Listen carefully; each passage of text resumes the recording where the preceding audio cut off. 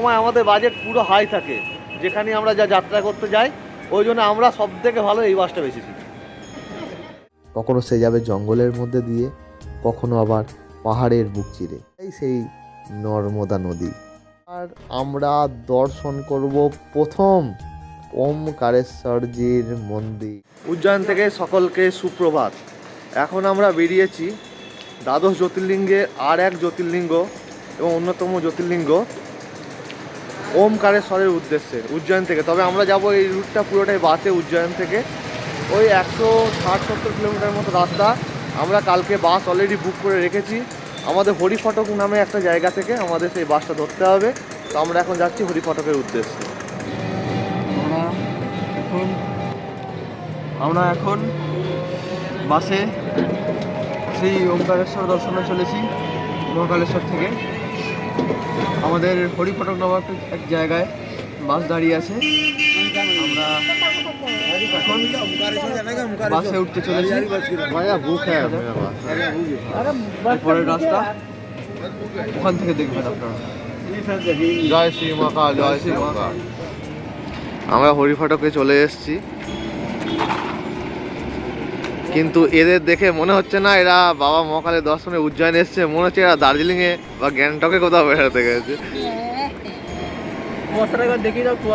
টোটো দাদা যখন আমাদের হরিফটকে আমাদের যেখান থেকে বাস ছাড়বে সেই জায়গায় যখন চিনতে পারছে না, তখন এই কাকুটি আমাদের হেল্প করে। জয় শ্রী মহাকাল আঙ্কেলজি। পরে কাকুর সঙ্গে অনেকক্ষণ কথা বলে জানতে পারি কাকু গাড়ি চালায়। যারা আপনারা গাড়িতে যেতে চান উজ্জয়ন থেকে বাবা ওমকারেশ্বর দর্শনে, তারা কিন্তু এই নাম্বারে এই কাকুর সঙ্গে যোগাযোগ করতে পারেন। যাদের বাস বুক থাকবে তাদের যে টাইমে রিপোর্টিং দেওয়া থাকবে আপনারা সেই টাইমেই আসবেন, আগে থেকে আসার কোনো দরকার নেই, নাহলে আমাদের মতো বসে থাকতে হবে। আর যারা ডাইরেক্ট এখানে এসে বাস ধরতে চাইছেন তারা একটু কিন্তু আগে আসবেন। এই সমস্ত এসি বাসগুলো অনেক ধরনেরই এখানে ট্রাভেল আছে। সেই সমস্ত ট্রাভেলের এসি বাসগুলো এখান থেকে যাওয়ার এবং আসার শুধু যেতে নেয় 250, আসতে নেয় 250 এসির ক্ষেত্রে 500 টাকা। আর যেগুলো নন এসি বাস আছে এগুলোর মতো, সেগুলো 320 টাকায় আপনারা ঘুরে আসতে পারেন, যারা আবার উজ্জয়িনী ব্যাক করতে চাইছেন তারা। কিন্তু যদি আপনারা কখনো শুধুমাত্র যেতে চান কিন্তু ফিরবেন না, ওমকারেশ্বর বা কারোর হয়তো ইন্দোর থেকে রিটার্ন টিকিট আছে, তাদের ওয়ান ওয়ে যেটাকে বলে, তাদের ক্ষেত্রে কিন্তু এই নন এসি বাস নিয়ে নেয় 250 টাকা এবং এসি বাস একটুখানি 250 বেশিই নেবে, শুধুমাত্র ওয়ান ওয়ের জন্য। কিন্তু আমাদের বাজেট তো প্রচুর, সব সময় আমাদের বাজেট পুরো হাই থাকে, যেখানে আমরা যা যাত্রা করতে যাই, ওই জন্য আমরা সব থেকে ভালো এই বাসটা বেশিছি।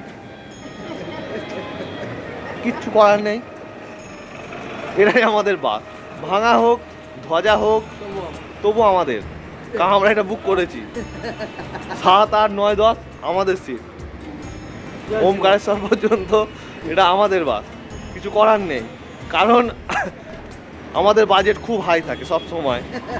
অলরেডি আমরা 3,500 টাকা খরচা করে ফেলেছি বাবা মহাকালে 3 দিনে। আমাদের কাছে আর মাত্র 1,500 টাকা আছে। বাবা ওমকারেশ্বরে দর্শন করে আমাদের আবার বাড়ি ফিরতে হবে। খাওয়া দাওয়া আমরা একদম করি না, ট্রেনে যা ওঠে তাই আমরা খেয়ে নিই, কিন্তু কিছু করার নেই, খেতে হবে খিদে পেলে।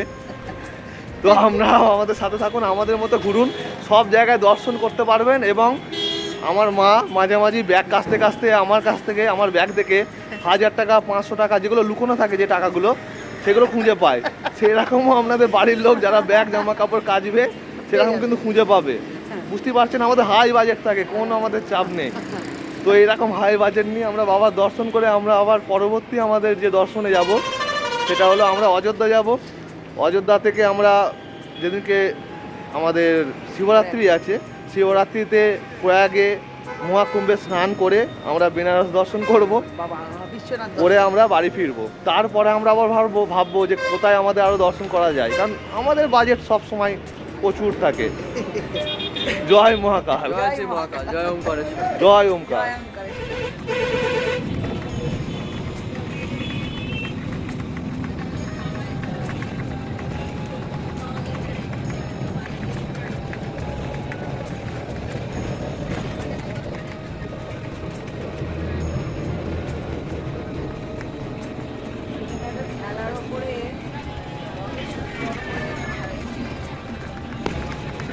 ভাবছেন আপনারা, দেখালাম একটা ধ্বজা ভাঙা বাস, অথচ এসে গেলাম একটা এসিতে, এটাই বাবার কৃপা।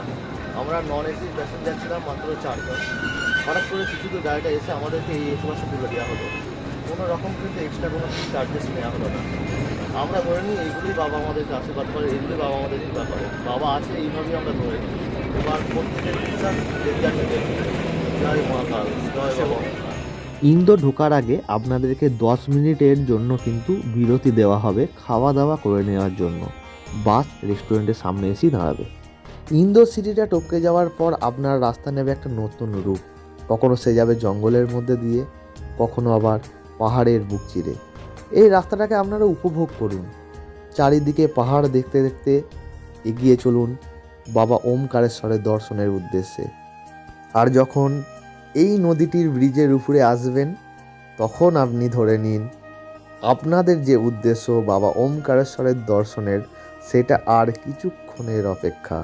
কারণ এটাই সেই মা নর্মদা, এটাই সেই নর্মদা নদী। জলের রংটা একবার দেখুন, উপরে নীল আকাশ আর নিচে নীল জল। তবে এইখানে কিন্তু কাবেরী নদী এবং নর্মদা নদী মিশে যাওয়ার পরে কিন্তু এই জায়গায় এসেছে, তাই এতটা চওড়া আর এতটা পরিমাণে জল। এটা ওমকারেশ্বর বাস স্ট্যান্ড। আমরা এখন ওমকারেশ্বর বাস স্ট্যান্ডে এইমাত্র নামলাম। এবার আমাদের যেতে হবে মন্দিরের দিকে। মন্দির এখান থেকে প্রায় 2 কিলোমিটার। তো এই টোটো মোটো এখান থেকে যায়। আপনারা যারা আসবেন এই পর্যন্তই বাস আসবে, এর পরের রাস্তাটা আপনাদেরকে টোটো মোটো করে যেতে হবে। চলুন মন্দিরের দিকে যাওয়া যাক।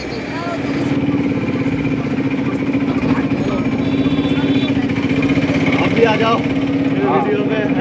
অনেকেই কিন্তু পায়ে হেঁটে যাচ্ছিল, তবে আমি বলবো আপনারা 20 টাকার বিনিময়ে অটো ধরে চলে যান কিন্তু বাবা ওমকারেশ্বর মন্দির। কারণ নতুন বাস স্ট্যান্ড থেকে ওমকারেশ্বর মন্দিরের দূরত্বটা অনেকটাই। যদি পুরাতন বাস স্ট্যান্ড থেকে হতো সেখান থেকে কিন্তু কাছে। আর এই দাদা আমাদেরকে বলছিলেন ঘোরার জন্য দাদার সাথে ওমকারেশ্বর, কিন্তু পরে আমরা যে হোটেলে ছিলাম সেই হোটেলের যে কাকা, সেই কাকার মারফত জানতে পারি ওমকারেশ্বর কিন্তু পায়ে হেঁটে পরিক্রমা হয়, যে পরিক্রমায় আমাদের এই সমস্ত মন্দিরগুলোই কিন্তু দর্শন হয়ে গেছিল। তবে যদি কেউ দাদার সাথে অটোতে পরিক্রমা করতে চান সেক্ষেত্রেও আপনারা করতে পারেন, তো মোবাইল নাম্বার দেওয়া আছে, আপনারা যোগাযোগ করে নেবেন। তবে আমি বলবো যারা যারা পারবেন পায়ে হেঁটে পরিক্রমা করুন, কারণ এর একটা আলাদাই অনুভূতি আপনাদের হবে। চলুন এবার আমরা দর্শন করব প্রথম ওমকারেশ্বরজির মন্দির। ওই যে দূরে দেখা যাচ্ছে, জয় বাবা ওমকারেশ্বর। কখন দর্শন করতে গেলে মন্দির পুরো ফাঁকা থাকে, পায়ে হেঁটে কিভাবে আপনারা পরিক্রমা করবেন, সমস্ত কিছুর কিন্তু ভিডিও আসবে। সাথে থাকুন, পাশে থাকুন।